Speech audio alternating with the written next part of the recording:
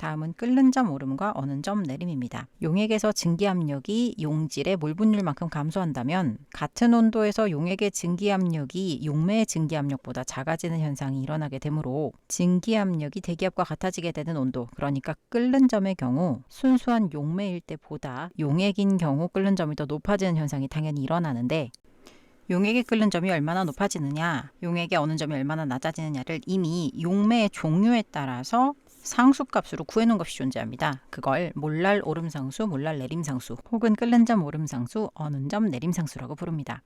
따라서 끓는 점이 올라가는 정도인 끓는 점 오름은 용액의 몰랄 농도에다가 몰랄 오름상수를 곱해서 구할 수 있고, 용액의 어는 점이 내려간 정도인 어는 점 내림은 마찬가지로 용액의 몰랄 농도에 몰랄 내림상수를 곱해 구할 수 있습니다. 몰랄 오름상수와 몰랄 내림상수는 당연히 용매의 종류에 따라 다르고요. 만약 용질이 비전해질이 아닌 전해질이라면 이온화 이후에 얼마나 입자수가 많아지는지를 고려해서 값을 보정해야 합니다.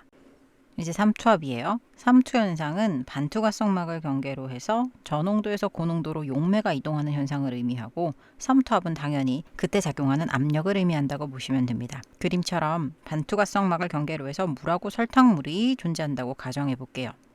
물은 반투과성막을 자유롭게 통과할 수 있지만 설탕은 통과할 수 없어요. 그래서 같은 시간 동안 물 분자가 10개쯤 설탕물 쪽으로 이동하는 게 가능하다면 설탕물 쪽에서는 물 쪽으로 같은 시간 동안 10개의 분자가 이동하려고 했지만 설탕 분자 2개가 낑겨 있는 바람에 실질적으로 물이 8개밖에 못 건너간다고 가정해 봅시다.